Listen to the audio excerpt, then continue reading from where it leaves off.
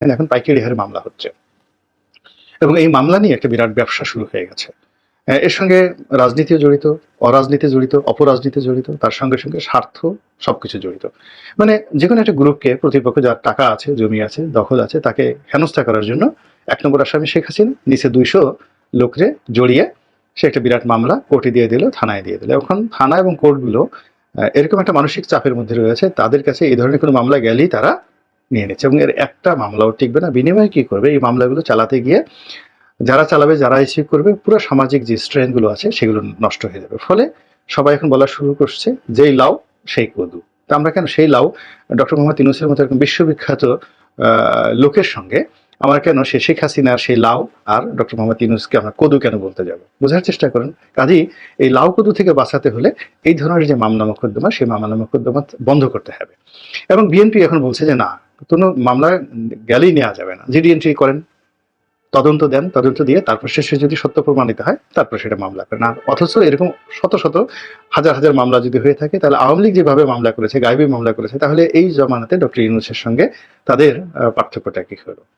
এই হলো এক। ২ নম্বর হলো যে আগামীতে যে বিপত্তি আসতে পারে, একটা জিনিস আমাদের স্মরণ করতে হবে যে যারা উর্দি পরে যেমন আনসার, বিজিবি, এমনকি গ্রামের চৌকিদার, মিলিটারি অর্থাৎ সেনাবাহিনী, পুলিশ, এদের কিন্তু উর্দি সংক্রান্ত একটা নির্ধারণ ইউনিটি আছে। আপনি একজন পুলিশের কনস্টেবলকে অপমান করেন, আইজি সাহেব ওটা যতদিন চেয়ারে বসে থাকবে আপনাকে কিন্তু সে কখনোই ছাড় দেবে না।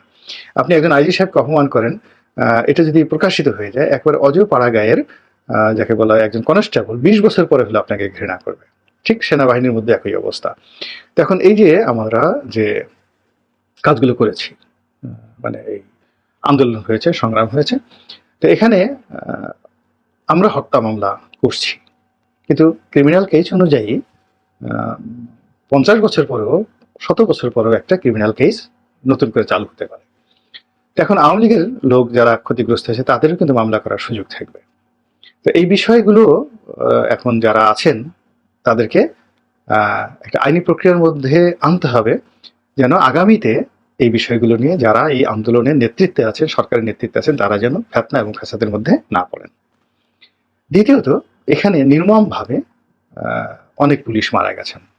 অর্থাৎ পুলিশের হাতে যেভাবে শহীদ আবু সাইদ মারা গিয়েছেন, শহীদ হয়েছেন, তদ্রুপ অনেক পুলিশ, এবং সেই পুলিশের মধ্যে আমরা তো হারুনকে মারতে পারিনি, বিপ্লবকে মারতে পারিনি, আমরা মেহেদী নামক যে দুর্বৃত্ত বিএনপির অফিসে গিয়ে বারবার আক্রমণ করেছে, আমরা তো তার একটা পশমও ছুঁতে পারিনি এখন পর্যন্ত। এরপরে হাবিব কোথায়, মেট্রোপলিটন হাবিব কোথায়, মুনির কোথায়? অর্থাৎ যারা এই পুরো বাহিনীটিকে তছনছ করে ছেড়ে দিয়েছে, আপনি যদি ১০০ এরকম ক্রিমিনাল প্রকৃতির আওয়ামী পান্ডা ধরেন, আমরা তো এখনো তাদের একটা পশমও স্পর্শ করতে পারিনি। কেউ বলছে হারুনকে গণপিটুনি দেওয়া হয়েছে, হারুন খানা আছে, ওখানে আছে, কিন্তু এখন পর্যন্ত আমরা কিচ্ছু করতে পারিনি তাদেরকে, এবং ভবিষ্যতে যে করতে পারবো সেটা আজকের দিন পর্যন্ত তার কোনো নমুনা নাই। কিন্তু আলটিমেটলি দেখেন যারা ক্ষতিগ্রস্ত হয়েছে বেশিরভাগ ক্ষেত্রে সাব ইন্সপেক্টর এবং কনস্টেবল। তো সাব ইন্সপেক্টররা অনেকে ঘুষ টুস খেয়ে ঢাকাতে বাড়ি সাড়ি করে, খুব অল্প, কিন্তু কনস্টেবলরা বিশ্বাস করেন, আমাদের দেশে কনস্টেবলরা সব মিলিয়ে যদি ২,৩০,০০০ থাকে তাহলে প্রায় ১.৫ লাখের মতো কনস্টেবল। এরা যে বেতন পায়, ভাতা পায়, মানবতার জীবনযাপন, সেই ট্রাফিক সার্জেন্ট থেকে শুরু করে, একটা মানুষ এ যুগে কেউ ২ টাকা ঘুষ খায়? আমরা ট্রাফিক পুলিশের একজন কনস্টেবল একটা রিক্সাওয়ালার কাছ থেকে ২ টাকা ঘুষ খাচ্ছে, ওর যে বেতন ভাতা সেই অনুযায়ী কিন্তু এই সমাজ অনুযায়ী সে চলতে পারে না। আমি একটা ঘটনা জানি যে এক পুলিশ কনস্টেবলের এইখানে মারা গেছে, তার লাশ ঢাকা থেকে নেওয়ার মতো, গ্রামে নেওয়ার মতো ভাড়া সেই পুলিশ কনস্টেবল পরিবারের কাছে ছিল না। প্রমাণ চান, নাম, ঠিকানা, পরিবারের সবকিছু সব আমি দিয়ে দেব। ফলে অন্য একজনের কাছে তার স্ত্রী সেই এই কথা জানার পরে অন্য একজন লোক তাকে ১৫,০০০ টাকা দেওয়ার পরে এই ঢাকা থেকে সেই লাশ নেওয়া যাওয়া হয়েছে সেই কনস্টেবল। এরকম দুঃখজনক ঘটনা অনেকগুলো ঘটেছে। আমরা পুলিশ যে সকল অপকর্ম করেছে সেই অপকর্মগুলোর সমস্ত ডিটেলস আমরা জোগাড় করছি এবং আমরা আবেগ তৈরি করছি, কিন্তু পুলিশের মধ্যেও ঠিক এইভাবে হোয়াটসঅ্যাপে, ফেসবুকে তাদের মধ্যে যে ইন্টারনাল গ্রুপগুলোতে আছে, তাদের বিরুদ্ধে যে নৃশংসতাগুলো চালানো হচ্ছে, সেখানে চালানো হয়েছে সেই জিনিসগুলো নিয়ে কিন্তু তারা ক্রমশ বিক্ষুব্ধ হয়ে উঠছে, এবং যখনই তারা সুযোগ পাবে তখনই কিন্তু এইগুলো নিয়ে মামলা করবে। আর মামলা করবে কাদের বিরুদ্ধে? যারা এই আন্দোলনে নেতৃত্ব দিয়েছেন। এই কথাই ডক্টর পিনাকি বলেছেন। এই কথাটা আমি অনেক আগে বলতে চেয়েছিলাম, কিন্তু দেশের এই অবস্থাতে আমি যদি বলি তাহলে অনেকে জাস্ট সেটাকে স্বাভাবিকভাবে গ্রহণ করতে পারবে না। এই জন্য ডক্টর পিনাকির যে ডক্টর বলি মাঝে মধ্যে, সে বোধহয় পিএইচডিও করতে যাচ্ছে। তো তার মুখ দিয়ে আসার পর আমি এই কথাটা নিরাপদ নিশ্চিন্তে বলতে পারলাম যে থানাগুলো, বাংলাদেশে প্রায় 400 থানা ভাঙচুর হয়েছে। এরপরে 400 থেকে 500 গাড়ি পুড়িয়ে দেওয়া হয়েছে। তো যেখানে ময়লার গাড়ি পোড়ানোর জন্য মির্জা ফখরুল সাহেবকে জেলে যেতে হয়েছে, পুলিশের গাড়ি নয়, ময়লার গাড়ি। তো সেখানে পুলিশের 400 গাড়ি পুড়িয়ে দেওয়া হয়েছে। এটার জন্য আপনি কি মনে করেন মামলা হবে না? পুলিশের কি এই অবস্থা থাকবে? অবশ্যই মামলা হবে। এবং সেই মামলায় কারা আসামি হবে? থানায় যে আগুন দেওয়া হয়েছে কারা আসামি হবে বলেন তো?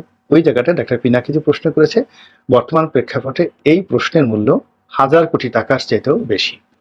এই প্রশ্নের এই জায়গাটি নিষ্পত্তি করতে হবে বর্তমান সরকারের যারা আইনজ্ঞ রয়েছেন, আইনের বিষয়ে যাদের বিশেষ জ্ঞান রয়েছে।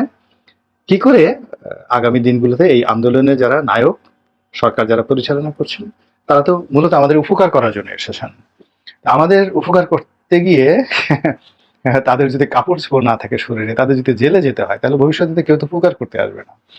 এবং অনেকে বলেন যে কিছু গাছ আছে, উপকারী গাছ, যেগুলোর চামড়া মানুষের জন্য উপকারী। তো এই উপকারী গাছের কাছে গিয়ে দেখবেন তাদের শরীরে চামড়া থাকে না। আমাদের সমাজও আপনি যখনই কোনো কাউকে উপকার করতে যাবেন, উপদেশ দিতে যাবেন, ভালো কথা বলতে যাবেন, সঙ্গত কারণে তারা প্রথমে আপনার চামড়া খুলে নিয়ে যাবে। সত্য কথা বলতে গিয়েছে অনেক ওলি আল্লাহ, অনেক নবী, অনেক রাসূল। দেখা যাচ্ছে তারা কারো কোনো ক্ষতি করে নাই, খালি শুধু বলেছে যে তোমরা আল্লাহকে মানো, লা ইলাহা ইল্লাল্লাহ, আল্লাহ ছাড়া অন্য কোনো ইলাহা নেই। দেখেন তো, এই সাধারণ এই একটা কথার জন্য কোনো মানুষকে ক্রুশবিদ্ধ করে, একের প্রকাশ্য জনপদে দাঁড় করিয়ে তাকে ক্রুশবিদ্ধ করে কেউ মারে? হযরত ঈসা আলাইহিস সালামকে তো এইভাবে মারা হয়েছে। হযরত ইয়াহিয়া আলাইহিস সালাম, হযরত জাকারিয়া আলাইহিস সালামকে কেন মারা হয়েছে? আল্লাহ রাসূলকে সেই ইট পাটকেল মেরে তাকে রক্তাক্ত করে তাকে দেশ থেকে তাড়িয়ে তার প্রতি যে নির্মমতা চালানো হয়েছে, সেই নির্মমতা পৃথিবীর অন্য কোনো মহামানবের উপর চালানো হয়নি। কেন? তিনি এই একটা উম্মাহ তৈরি করতে চেয়েছেন, মুসলিম উম্মাহ তৈরি করতে চেয়েছেন। তিনি তার অনুসারীদেরকে জান্নাতে নেওয়ার চেষ্টা করেছেন, ভালো পথে নেওয়ার চেষ্টা করেছেন। এবং তার বক্তব্য কারো বিরুদ্ধে না, তিনি কারো পিছনে লাগেনি, কারো একটা সম্পত্তি হরণ করতে চাননি, কারো পদ-পদবি হরণ করতে চাননি। তিনি শুধু বলেছেন লা ইলাহা ইল্লাল্লাহ মুহাম্মাদুর রাসূলুল্লাহ, এই সাধারণ কথাগুলো। তো সেই দিক থেকে এখন এই জমানাতে যারা উপকার করতে আসছেন, তাদের অনেককেই শত্রু হতে হবে আগামী দিনে।